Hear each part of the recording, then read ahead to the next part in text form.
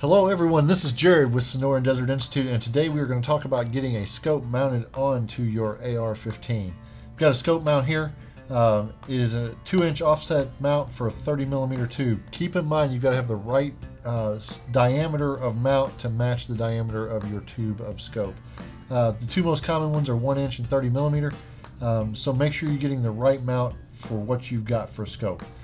The other item that we've got to think about is how far our eye relief is on our scope. Let's get our mount out here so we can kind of talk about how that plays in. So if we mount something like that, our scope is going to be sitting back something like this. Our eye is going to be another inch behind that. We probably have somewhere between 3.5 inches of eye relief on a scope, so we probably can push this mount forward a little bit, so on and so forth. Again, this is one of those personal preference things where as long as you get a good, clean, clear field of view in the scope, mounting it anywhere on that Picatinny rail won't be an issue. So let's grab our scope and have a look at what we've got. All right, so we've got a 30mm scope here. What we're going to do is we're going to mount this on our AR using our scope mount.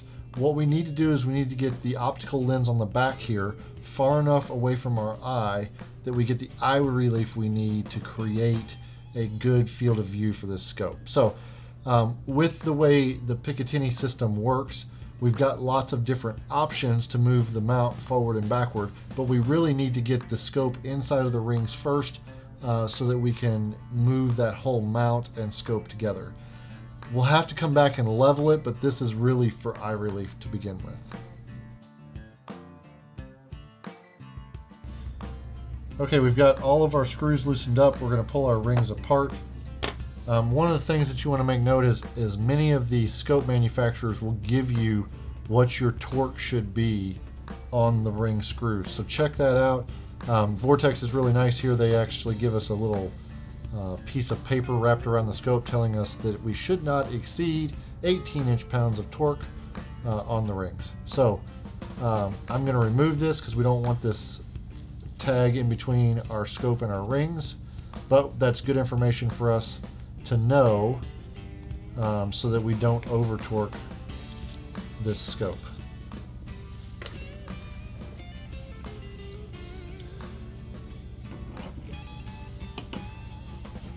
For initial mount purposes, I'm just going to put a little bit of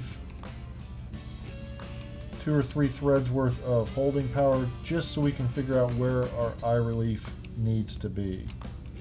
So we're not torquing these down currently.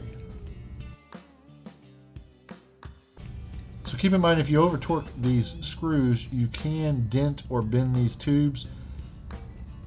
With that in mind, your knobs over here are adjusting a reflector set inside here, or a refractor set.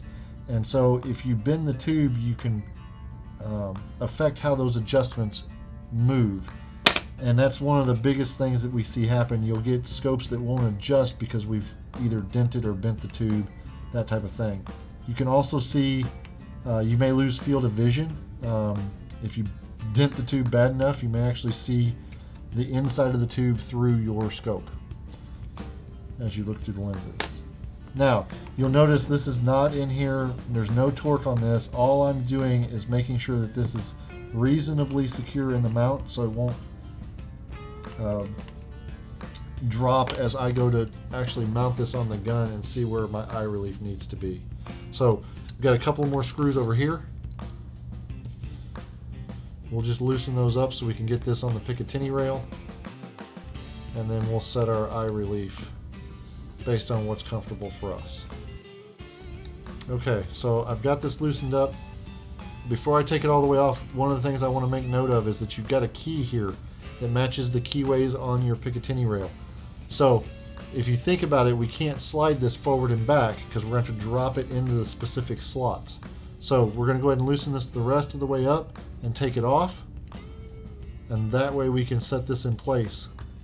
Other thing we can think about here is that because we haven't not tightened our scope all the way down, we're going to be able to slide the scope in the rings a little bit as well. So that's going to buy us a little bit of space also.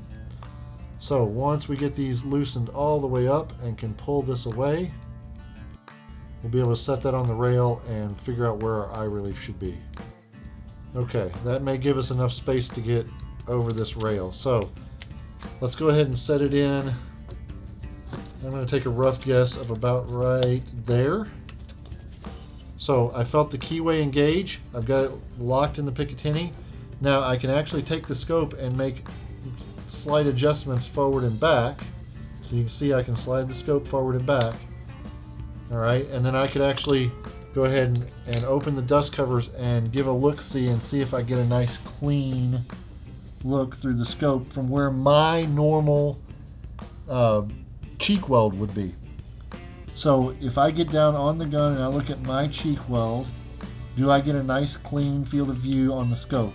If I don't, I can push it a little forward or pull it a little back. If I can't push it forward or back enough because the mount's not in the right spot, then I can go ahead and move the mount either forward or back to gain more distance to get that nice clean look. That looks pretty good. So we'll work on getting this locked down, keeping in mind that we've got to use a torque wrench to get it completely locked down, and making sure that we're not torquing beyond what the manufacturer's specs are. So that's how you kind of get alignment on a scope. If you've liked this video, jump down and hit the subscribe button and look for other videos from SDI.